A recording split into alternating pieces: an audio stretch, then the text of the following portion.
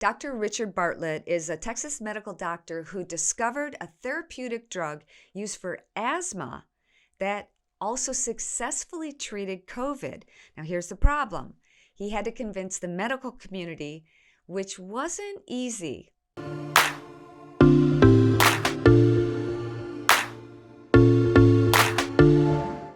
Richard, thank you so much for being here. Well, I'm honored to be here, Shemane. Thank you. So let's dive right into this situation. What do you think is going on with this incredible mask, no mask, vax, no vax, vaccine passports? Why are they pushing this issue so much? Where did COVID come from initially? Let's start there. Oh my goodness. We're going deep. We're going deep. So I'm going to say medical tyranny. I cannot believe where we are now in our healthcare system in America. January 1, 2020, the American healthcare system got hijacked. And we had people who I'd never heard of before all of a sudden on the world stage being leaders like Anthony Fauci. I was a top medical advisor for Governor Rick Perry for 7 years on the Health Disparities Task Force. And at the end of 7 years, I was surprised to receive the Meritorious Service Award from the HHS commissioner. But I'd never heard of Anthony Fauci. And I'd not heard of a lot of these clowns that are showing up and telling us what to do and running our healthcare system off a cliff. And since when is Bill Gates part of the healthcare Right. system?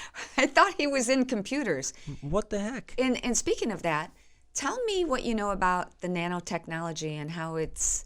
We're going to go deep. I'm going to tell you what I do know, Okay. and I'm going to tell you if I don't know Okay. certain things. And I'm an emergency room doctor, and so I actually teach advanced. I guess 2 weeks ago, I taught advanced trauma life support to other ER doctors, and that's a course that every doctor has to have certification in if they're going to work in an emergency room anywhere in the United States. And so I don't just have certification in that, I teach doctors that. And in that, we teach airway, breathing, circulation, the basics of how to save a life. ABCs, airway, breathing, circulation. And COVID is a breathing problem. Everybody's figured that out. Yeah. And so, okay, we know that. So how do you explain at Medical Center Hospital in Odessa a policy of putting plastic equipment bags over people's heads that are low on oxygen when they come in the ER and test positive for COVID? Have you seen that? No, were they actually doing that? Not only doing it, they were doing it to minors. They were doing it to seniors that were coming from nursing homes. They were doing it to everybody that tested positive in the ER. And what alerted me to that was a picture that was on the internet of a child in a wheelchair without oxygen on, under the plastic bag with a mask. She looked humiliated. She looked anxious. And when I talked to the mother, she brought her to the ER because she was low on oxygen already. Her oxygen saturation was in the 80s. She was in distress. She needed oxygen. But hey, let's just have a policy where we put a plastic bag over someone's head. And then when she tried to take the mask off because she was claustrophobic, anxious, which is people feel anxious when they're low on oxygen, hypoxic. She was scolded, yelled at, and told to put the mask back on underneath the plastic bag and wore that for 30 minutes, according to the mother. In the pictures, it's clear that she does not have supplemental oxygen underneath the bag. And when the hospital was called out on that, they doubled down, Shemane, and they defended it in a public letter from the hospital administrator. But I have never heard what doctor signed off on that. I suspect no doctor ever was involved in that kind of ridiculous, nonsense, non-science, anti-medicine idea where in medicine we used to have bag them, bag the patient. That's where you put a bag and mask and you're giving supplemental oxygen, 100% oxygen. Oh, okay. That sounds different. But they've redefined that. They're putting equipment bags, literally. I found what bag they were using and ordered me a box of it for $180.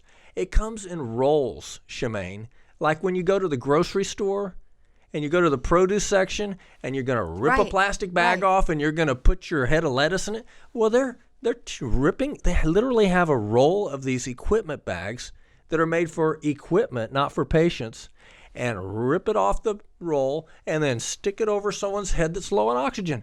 Tell me where that came from. I'm telling you, everything that's being done in the name of COVID is not appropriate. And they think they can get away with anything in the name of COVID. Like hashtag science. Really? What science? Science fiction. But it's dangerous, at least. You could kill someone by putting a plastic bag over their head. As a matter of fact, Shemane, if you did that at a nursing home where putting plastic bags over people's heads, you would go to jail.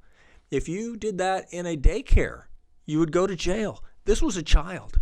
I don't think any charges were ever filed. So you were the first one that I know of to really speak out about this, and that you had another, I want to say, alternative remedy for curing COVID. You spoke out about it, and what kind of backlash did you get? Well, in March 2020, we were 3 months into the pandemic, and we were told there's nothing you can do. And you were so gracious to have me on your show shortly after I had this breakthrough, where I was working a 48-hour shift in the ER, and patient after patient, 3 months into the pandemic, taking care of car wrecks, heart attacks, sewing up lacerations. First of all, a 48-hour shift in the ER. Who's in charge of those rules for doctors? I would rather have the doctor be on the front end of the 48-hour shift than the 40-hour shift. It's not for everyone. But we have a call room, and so when there's no patients, I can go take a cat nap, and this has been my lifestyle for 30 years. And so, there's different kinds of lifestyles. There's military, there's emergency medicine, there's dermatology, there's all kinds of things you could do. But in my situation, I was working that 48-hour shift, and I was in between patients praying, Lord, what do I do if someone comes in here and they're dying of COVID? Because we were told there's nothing that we can do. As a matter of fact, they were told, everybody was being told by Fauci, and it was being echoed by the CDC and the health departments, that if you have COVID, if you got mild to moderate symptoms, just take Tylenol and tough it out at home and wait till you got severe symptoms. Wait till you got late disease and then seek help, right? And so where's the logic in that? Have we ever told anybody, if you got cancer, wait till you got stage 4 cancer and then seek help? Have we ever said, if you're having a heart attack, wait till you're unconscious and flipping around on the floor like a fish out of water and then call 911? We've never said wait. We've said early care saves lives. But back to my story, I'm working a 48-hour shift, and I'm praying because I'm a Christian, and, I believe God answers prayer, and I need help. And, Lord, there's nothing that we're told there's nothing you can do. What am I going to do if someone comes in here and says, I can't breathe, and they have COVID? And so have a break, go to the call room, take a cat nap while I'm asleep. A strategy comes to me. I wake up, I was euphoric. I had no one to celebrate with in the call room, but 5 days later, I had my first patients. And they had diabetes, they had asthma, they were overweight, and they lived. They recovered quick, and the hospital was shocked. And then... Did they ask you, or did they tell you when a COVID patient comes in, you must do X, Y, and Z, or did you just... So hospitals have hospital protocols, and those protocols were set by they don't have to follow these, but they're told to, and so they're following the CDC protocol as their pat answer. But in the patients that I'm taking care of them many times in the ER, I'm taking care of them in outpatient, and I'm trying to keep them out of the hospital. More than ever at this point, with what we're seeing happening in the hospitals, the last place I want people to be is in the hospital. If at all possible, don't go to the hospital. Right. If at all possible. Right. It's now it's a death sentence if you go to the hospital. If you're bad enough, if you get COVID and you're bad enough, the hospital is the last resort. And when did it happen that I mention January 1, 2020, the healthcare system got hijacked, that we've been passed up by India and other countries as far as healthcare? They're giving better healthcare. They got better policies for early treatment of COVID than we do. And I got evidence of it. It's out there. This December, I don't want to cut too far ahead in my story. while I was in that call room, that's where I got the strategy, and I was shocked at how well it worked. And I had people who had stage 4 cancer that were on chemo.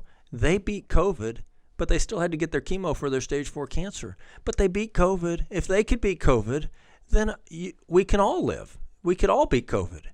And 95-year-old beat COVID. If a 95-year-old can beat it, then you're not too old to beat COVID. I found no limits with early treatment. And so what was the treatment? The treatment is an inhaled steroid called budesonide, aspirin, and an antibiotic called clarithromycin. That antibiotic covers the encapsulated bacteria called Streptococcus pneumonia, and it also covers the walking pneumonia that is not covered by penicillins and cephalosporins. So it covers everything that would cause a pneumonia. And so it's the perfect fit. So anyways, I started doing reverse engineering, saying, why is this working so well? It's working better than I would have expected, because I've used this medicine, budesonide, for decades, but I've never seen it be so effective. It was almost like it was made for this particular pandemic. And when I did the research, I found the inflammatory chemicals called cytokines released from the lung lining are tumor necrosis factor, interleukin 2, 3, 4, 5, 6, 11, 13, 15, cyclooxygenase, which is what ibuprofen works on and Aleve works on, thromboxane, which increases your risk of clotting. That's why people are having heart attacks, strokes, and clots in the lungs with COVID. Leukotrienes, that's blocked by Singulair. Singulair is an over-the-counter asthma allergy medicine. I mean, a prescription one. And so guess what budesonide blocks the release of? Exactly. If you overlaid it over all of those things, it blocks the release of every single one of them at the source. And so why aren't more doctors open to this? I mean, doctors are actually, I have a doctor who said, nope, you need to get the vaccine. When Ted and I got COVID, well, Ted actually got it. Here's what you do. If you have a doctor that says that, yeah, you have the option and you have the right in the United States to do what President Trump taught you. Shemane, put your finger like this and say, you're fired. And you can get a new doctor. Mm-hmm. You have that right but outside of the hospital and in the hospital. Not many doctors are on your protocol. They don't really. So why are so many doctors pushing that agenda and not just saying, Shemane, you and your husband are sick. Make sure you get a lot of fluids. Take vitamin C. Take vitamin D. Take niacin. Take all these vitamins. Go out and get some beautiful sunshine. Eat good. Have an apple a day. Drink a lot of fluids. Get some rest. Shemane, a lot of people. So I talk to doctors. I've talked to pulmonologists and infectious disease doctors up in New York. I've talked to doctors all over the country. Some of them are brilliant. Some of them are willing to use their brain, lean on their years of training and experience, and make good medical judgments about decision making. But others are parrots. They just repeat what the CDC says. And I've literally had doctors agree after I explain the science and I talk out and explain the medical studies, the randomized controlled trials, and I tell them about that. They agree 100%. And then I say, well, why you're telling me that you will not give this medicine that the family's requesting for this patient on the ventilator because it's not the hospital policy? That's the only reason? And they'll say yes. I cannot believe that there's been a shift from taking care of patients and patient rights and the patients being involved in their care to we're only going to please the hospital. We're only going to please the government. It's a point where right now where a lot of doctors are of the mindset that it's your body, the government's choice. Yeah, what happened to my body, my choice? And why couldn't I say on social media that when Ted and I didn't get tested, so I don't know, but I'm pretty darn sure I had COVID. He tested positive. We took hydroxychloroquine and ivermectin. Why can't I say that? How can you say those words? I know it's we've lost the freedom of speech. Yes. My it's under attack, and I'm not quitting. Well, we've lost it. I'm permanently banned from Twitter. I can't say hydroxychloroquine on social media. I can't say things like that's what helped me. I get exercise. I eat right. I try to drink a lot of fluids, but there's no other prescription than if you get COVID, if you, well, yes, but no other doctors are offering that. If you get COVID, they tell you to go home. Right. What prescription do they give you? So how did that work? I mean, they were saying if you got mild to moderate symptoms, stay home. That was number one misinformation from Anthony Fauci that was deadly for many people. Well, okay, let's go here. Why did they tell us to stay home? Why did they separate us 6 feet? Why did they have us wear masks?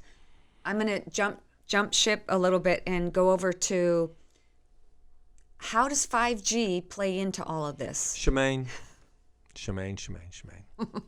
So, so did you see the Super Bowl?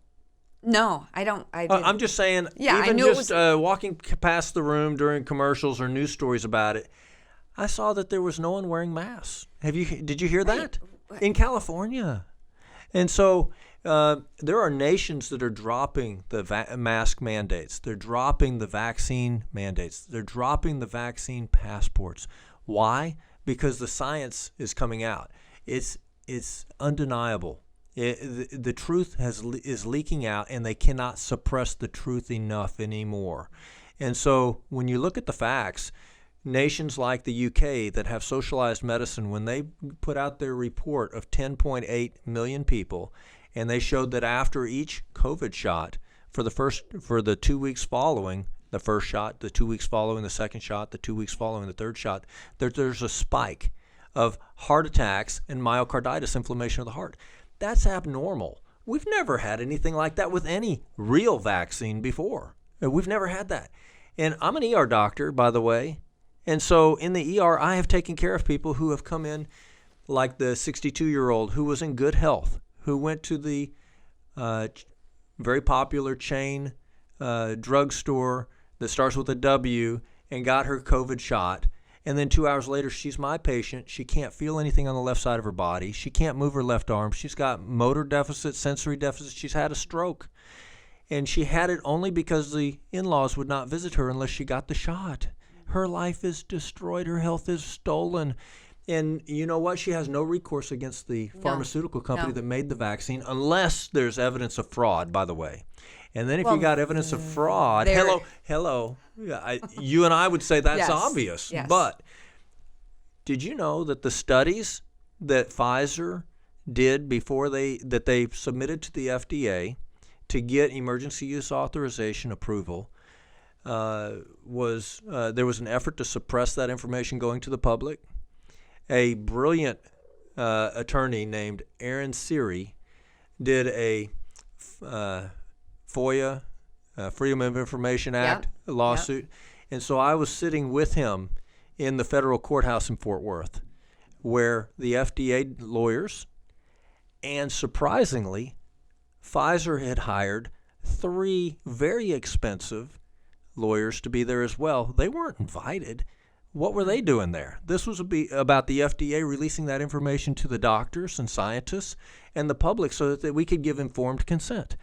There's this idea that in the United States that, you can buy a used car, but you can check the Carfax, right? Right. And so why do we check the Carfax?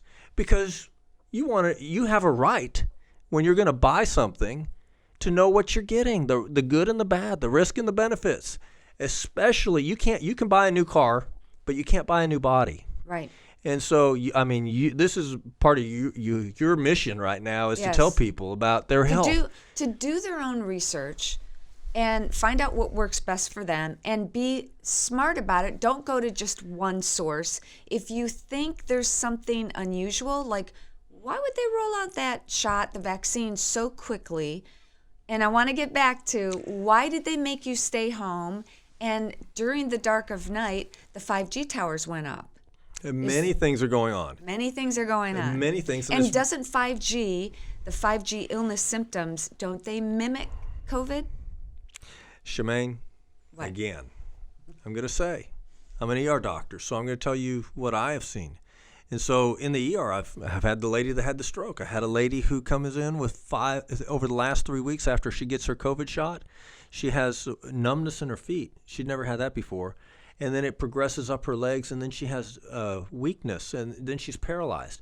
She rolls into my ER as my patient, and she's paralyzed from the waist down with an ascending paralysis of Guillain-Barré syndrome, all started after a COVID shot. And she has no recourse.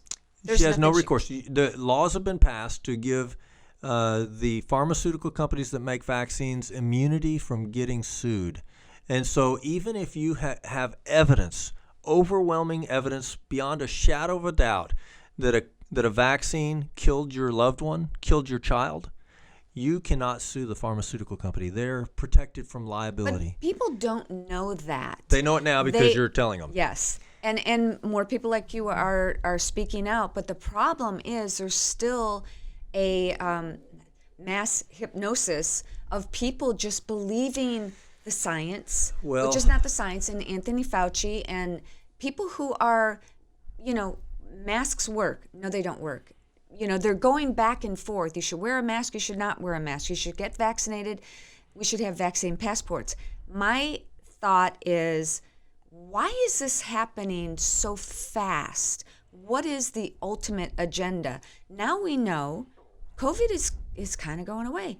And isn't it unusual that it's going away when our eyes are being distracted to see what's going on in Ukraine? Right. There's misinformation, disinformation, there's deception, clearly. And that brings me back to that federal courthouse where Aaron Siri had filed the suit so that information of the effectiveness and the safety of the vaccines that was presented to the FDA to get approval was supposed to be given to the public, to the doctor, so they could give informed consent. How can a doctor tell someone what the risk is if we don't have the information? This is really simple. We need that information. But the FDA was dragging their feet, had a hearing after the fact, even after the judge said, you have to give this information out over the next 10 months. That means for the next 10 months, all those people that are going to get a shot are not going to be told the risk and the benefits or the effectiveness that's been proven in those studies. And But the FDA at one point was saying they wanted 75 years to put that information out. What? What are we, sea turtles that live hundreds of years? How about us humans? 75 years is a lifetime. Why are people buying into this blindly? That you got to be careful what you listen to, Shemane. Yeah. If you hear the same thing over and over and over, even in your subconscious, you start to believe it, and you might feel awkward if you're the only one that's thinking this, and then you might think, well, maybe I'm the one that's off, and you readjust, and so that's what happens. You got to be careful who you listen to, and so. But let's talk about the voices out there. You mentioned Anthony Fauci saying that the public should not wear a mask. And then he said we should wear it because and he did this. It's a symbol that we're in it together, with air quotes with his fingers. And then he said everybody should wear a mask. And then he said if you get the shot, you don't need a mask. And then he says if you get the shot, you need a mask. And then he says 2 masks. But the governments of the world right now are showing that there's no evidence for it. And so it's being rolled back. And that's why there's a major pushback now from governments that are not under the direct sway of Anthony Fauci.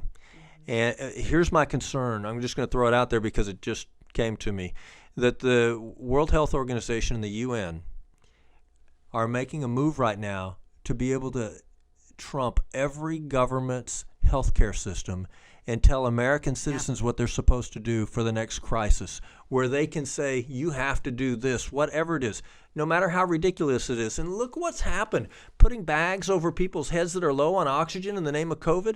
If they told us to do that, we wouldn't have our American basic constitutional rights to push back and say that, no, we're not going to do that to our children. So we don't want the UN and the World Health Organization telling us what to do. We're American citizens. But the problem is our administration, our current administration, is pushing that agenda. And there's a much deeper and larger agenda. Before we wrap up, I want to go quickly to what I started out with. Tell me about the nanotechnology that's in the shot. So there's a lot of things that are in the vaccines. And when you I don't know if you've seen any of the reports about the inserts for the vaccines, how they're blank. Yes, you there's unfold nothing there. Nothing. And so what is supposed to be on those papers? If you get a package insert for any medicine, it's got the risks, the benefits, the contraindications, whether it's pregnancy category A, B, C, the risk to a fetus, whether it causes cancer. Right. Oh, let's just keep it totally blank. So I'm going to tell you what I believe. When it was emergency use authorization, it was experimental. And when you're doing an experiment on an animal with humans, you have a placebo arm of the study. And so you got to keep it a double-blind, randomized controlled trial where nobody knows what they're getting and nobody that's a pharmacist knows what they're giving. And so then you have the lot numbers, and so somebody way up in the federal government knows who got what. But they're the only ones that know who got what. Where's that fit in with the Nuremberg Code where you're supposed to not do human experimentation and you're supposed to give informed consent and you're supposed to have evidence that it's more helpful than harmful? One of the studies that came out very early that caught my attention was, and it leaked out, they didn't know that they were giving that information or they wouldn't have put it out there, that in the first trimester, 81% miscarriage rate with the shot. Did you know that? 81% miscarriage rate with the shot. Most people don't. Back to the nanotechnology. Nanotechnology. So this is along with a lot of the things that are in the vaccines. So the nanotechnology is involved in trying to get the messenger RNA across the blood-brain barrier. And yes, there's a lot of concerns that it might somehow be connected to 5G. There's reports of that. Why is there graphene oxide in the shot? Right? Why aren't they telling us this in the shot? Why? That's not in any other vaccine, just kind of like SM-102 from the Cayman Chemical Company. When you look at the OSHA paper that the Cayman Chemical Company turned into our federal government to OSHA for safety and health oversight, it's 14 pages, and it says at the top in huge bold letters, not for human or animal use. Well, that's a clue. And it's not in any other shot or any other medicine. How do they slip that in without that being something that's even discussed or at least told to us? And it also says that it can cause cancer, that it can cause miscarriage, that it can cause birth defects, infertility. I'm thinking none of those sound very good to me. Right. Why is that in any medicine or any shot? And why are we not being told that it's in there? And every commercial, when I do watch TV, but I don't, every commercial is some type of drug that they're promoting. And the side effects, they do list some of the side effects where, You know why? For liability purposes. They have to say. But my point is, let's go back to, I'm a hunter now. Since I've been You're married, a hunter-gatherer? I'm a hunter-gatherer. Since I've been married to my husband for 33 years, I used to kind of push that agenda aside of living the hunting lifestyle. I know that's what he did, but now more than ever, I am proud to be a hunter. I am proud to know where my sustenance comes from.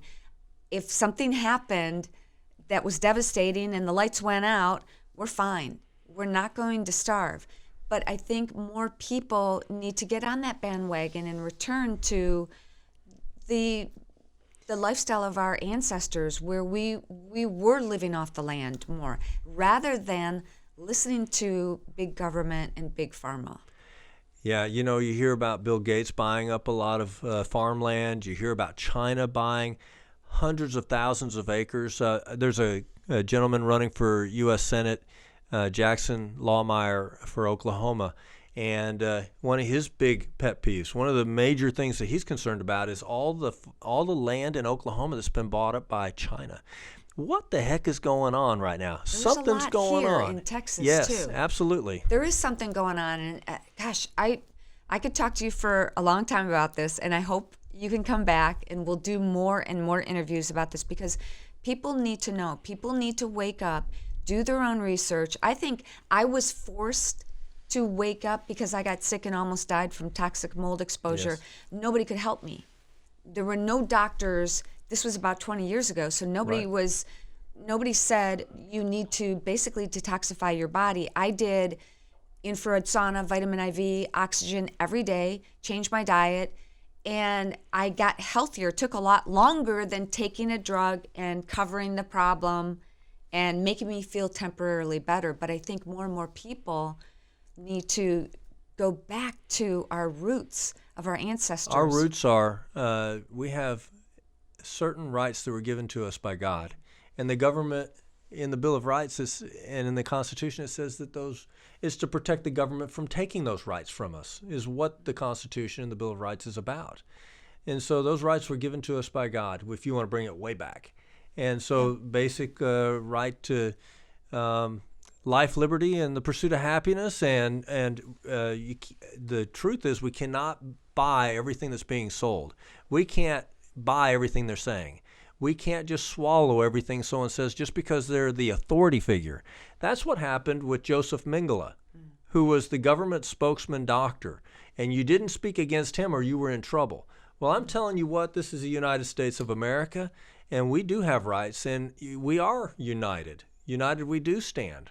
And they're trying to divide us every way they can, but they're losing. And this still is the land of the free, the home of the brave, and we need to watch out for our neighbors. And yes, we need to get back to the basics. We need to know what we're eating. We need to know what medicines they're trying to put in our body. And your child, not the government's choice. And my child, not the government's choice. I think the government's proven that they're not as good a parent as you are, Shemane. And as the American people are smarter than they give us credit for. There's a lot of common sense still in the United States. And so we need to give people credit. And they don't give the people the credit. That's right. But you and I are here telling the good news that there's hope. We're not helpless or hopeless. This is an election time. And we need to get new government leaders that will support our basic constitutional rights, our basic health care rights, our basic patient rights that have been trampled over and over again. I have story after story of nightmares that people are living through right now, but you're hearing them too. It is happening across our country right now, and enough is enough. I agree. Well, Richard, thank you so much for joining me today. I hope you will come back and let's check in and see how things are going in another few weeks. But thank you so much for being bold and brave and speaking out, and I appreciate what you're doing. Thank you, Shemane.